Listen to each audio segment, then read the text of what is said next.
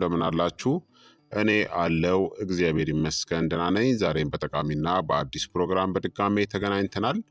በዛሬው የጤና ፕሮግራማችን ላይ የምንመለከተው አስፈላጊ በሆኑ ንጥረ ነገሮች እጥረት እንዳለባችሁ የሚያሳዩ ዋና ዋና ምልክቶችን በዚህ ቪዲዮ ላይ እነግራችኋለሁ ማለት ነው። ይህ የጤና ትምህርት ታዲያ ለበርካታ ሰዎች እንዲደርስ ሁላችሁም በቅንነት ላይክና ሼር በማድረግ ሌሎችንም አስተምሩ አሳውቁላለሁኝ። ጥያቄ ካላችሁ ደግሞ በኮመንት ላይ አስፍሩልኝ። በቀጥታ ወደ ጤና ትምህርታችን የማልፍ ይሆናል። የንጥረ ምግብ እጥረት ብዙውን ጊዜ በሰውነት ውስጥ በትንሽ ነገር ግን አስፈላጊ በሆኑ የማስጠንቀቂያ ምልክቶች የሚታይ ነው።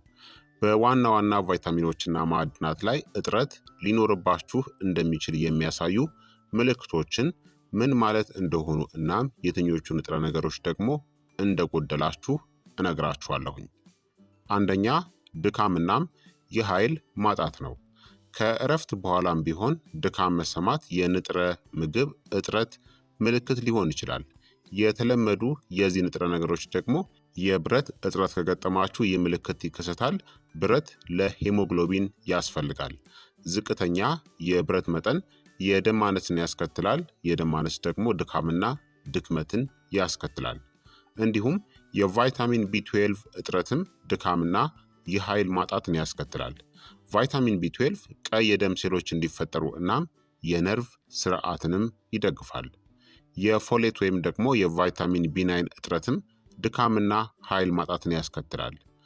ፎሌት ወይም ደግሞ ቫይታሚን ቢ9 ከቫይታሚን ቢ12 ጋር በመሆን ጤናማ የደም ሴሎችን ለመፍጠር ይሰራል። ስለዚህ እንደ ስፒናች፣ ምስር፣ የበሬ ጉበት፣ እንቁላልና የተመጣጠነ እህልን መመገብ ያስፈልጋል። ይህንን ጉድለትን ለመተካት ማለት ነው። ወይም ደግሞ ከባድ ከሆነ ሕክምና አድርጋችሁ ሰፕሊመንት ወይም ተጨማሪ ቫይታሚኖች ያስፈልጋችኋል።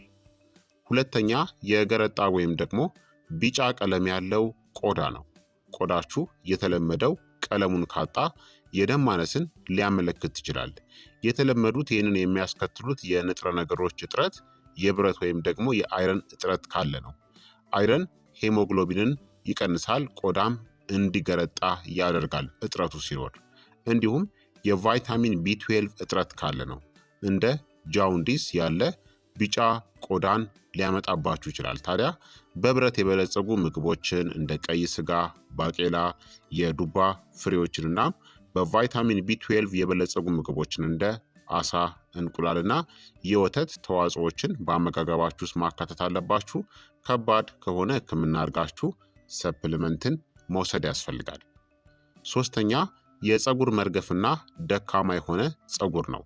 ከመጠን በላይ የፀጉር መውደቅ፣ መርገፍ ወይም ደግሞ ደካማ ፀጉር የንጥረ ነገሮች እጥረትን ያመለክታል። እነዚህም እንግዲህ የብረት እጥረት ካለ አንዱ መንስኤ ነው። ዝቅተኛ ብረት ወይም ደግሞ አይረን ወደ ፀጉር ስር የኦክስጅን አቅርቦት ላይ ተጽዕኖን ያሳድራል። የዚንክ እጥረትም ያስከትላል ይህንን ችግር ማለት ነው። ለህብረ ህዋስ እድገትና ጥገና አስፈላጊ ነው ዚንክ። የባዮቲን ወይም ደግሞ የቫይታሚን ቢ7 እጥረትም ይህንን ያስከትላል። ባዮቲን ከፀጉር ጤና ጋር የተያያዘ ነው። ታዲያ እንደ ለውዝ፣ ሲድሶችን፣ ሳልመን፣ ስፒናችና ሙሉ እንቁላልን በአመጋገባችሁ ውስጥ ማካተት ያስፈልጋል። ሰፕሊመንትም ሊያስፈልጋችሁ ይችላል። አራተኛ ደካማ ወይም ደግሞ የሚሰባበሩ ጥፍሮች ነው። የጥፍሮች መሰባበር፣ መላጥ ወይም ደግሞ ያልተለመዱ ቅርጾችን ማሳየት የንጥረ ነገር ወይም ደግሞ የቫይታሚኖች እጥረት ነው። ይህንን የሚያስከትለው የቫይታሚን እጥረት የብረት ወይም የአይረን እጥረት ካለ ነው። ማንኪያ ቅርጽ ያላቸው ጥፍሮችን ያስከትላል። የማግኒዥየም እጥረት ካለም ይህንን ችግር ያስከትላል። መስመሮችን ሊያስከትልባችሁ ይችላል በጥፍሮቻችሁ ላይ። እንዲሁም የፕሮቲን እጥረት ካለም ይህን ችግር ያስከትላል። የጥፍርን መዋቅርን ያዳክመዋል። ታዲያ እንደ ባቄላ ወይም ደግሞ ቦለቄ፣ አሳ፣ ለውዝን፣ ሲድሶችን፣ ፍራፍሬዎችንና ቅጠላማ አትክልቶችን በአመጋገባችሁ ውስጥ አካቱ። ሕክምና አድርጋችሁ አስፈላጊ ከሆነ ሰፕሊመንትን መውሰድ ያስፈልጋል። አምስተኛ ደግሞ የአፍ ቁስሎችና በአፍ ጥግ ላይ ስንጥቆች ነው። በአፍ ውስጥ ወይም ደግሞ በአፍ ዙሪያ ላይ ህመምን የሚያስከትሉ ቁስሎች፣ ስንጥቆች ወይም ደግሞ ቀይ ቦታዎችን ካያችሁ የንጥረ ነገሮች እጥረትን ያመለክታል። ይህንን የሚያመለክተው የንጥረ ነገሮች እጥረት ብረት ወይም ደግሞ አይረን ካጠራችሁ ነው። እጥረቱ የአፍ ጥግ እንዲሰነጠቅ ያደርጋል። ቢ ቫይታሚኖች ካጠራችሁ እንደ ቫይታሚን ቢ2፣ ቢ3፣ ቢ6 እና ቫይታሚን ቢ12 እጥረት ካለባችሁ ይህንን ያስከትላል። ለህብረ ህዋስ ጥገና ስለሚሳተፉ። የቫይታሚን ሲ እጥረት ካለም ይህንን ያስከትላል። ዝቅተኛ መጠኑ የቁስል ፈውስን ስለሚያዘገይ ማለት ነው። ታዲያ የሲትረስ ፍራፍሬዎችን እንደ ብርቱካን፣ ሎሚን ወይም ደግሞ ሙሉ እህሎችን፣ እርጎ እና ጥራጥሬዎችን መመገብ ያስፈልጋል። እንደ አስፈላጊነቱ ሰፕልመንትም ሊያስፈልጋችሁ ይችላል። ስድስተኛ የድድ መድማትና በቀላሉ መቁሰል ነው። ጥርስ በምትቦርሹበት ጊዜ ድድ በቀላሉ ከደማ ወይም ደግሞ በተደጋጋሚ ያልታወቁ መቁሰሎች መከሰት የንጥረ ነገር እጥረትን ሊያመለክት ይችላል።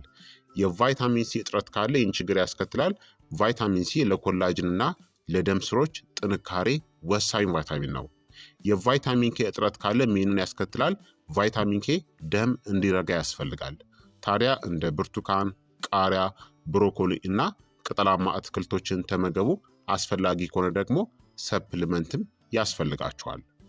ሰባተኛ የአይን ችግሮች ነው። በተለይ በሌሊት ላይ ለማየት መቸገር ወይም የሌሊት መታወር፣ በደብዛዛ ብርሃን ላይ ለማየት መቸገር ወይም ደግሞ ደረቅ አይኖች የንጥረ ነገሮች እጥረትን ሊያመለክቱ ይችላሉ።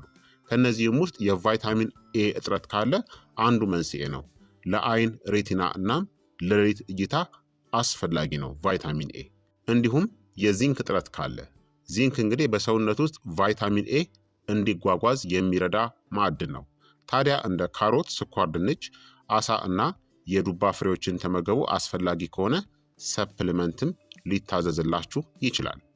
ስምንተኛ የጡንቻ መኮማተር፣ መደንዘዝ ወይም ደግሞ መወጠር ካለ ነው። ህመምን የሚያስከትሉ መኮማተሮች፣ መወጠር ወይም ደግሞ እንደ መርፌ የሚወጋ ስሜት ካለ የንጥረ ነገሮች እጥረት ሊሆን ይችላል። ከነዚህም ውስጥ የማግኒዥየም እጥረት ይህንን ያስከትላል። ማግኒዥየም ጡንቻዎች እንዲዝናኑ አስፈላጊ የሆነ ማዕድን ስለሆነ ነው። የካልሲየም እጥረት ካለ ይህንን ያስከትላል። የካልሲየም እጥረቱ መኮማተርና መወጠርን ያስከትላል። የፖታሲየም እጥረት ካለም ይህንን ችግር ያስከትላል። ፖታሲየም የነርቭና የጡንቻ ተግባርን ለመቆጣጠር ይረዳል። ስለዚህ እንደ ሙዝ፣ አቮካዶ፣ የአልመንድ ፍሬ፣ እርጎ እና ስፒናችን በአመጋገባችሁ ውስጥ ማካተት ይኖርባቸዋል። ዘጠነኛ የቁስል ፈውስ መዘግየትና ዘገምተኛ የሆነ የቁስል ማገገም ወይም መዳን ነው። ቁስሎች፣ ጭረቶች ወይም ደግሞ ጉዳቶች ለመፈወስ ረጅም ጊዜ ከወሰደባችሁ የንጥረ ነገር ጉድለት አለ ማለት ነው።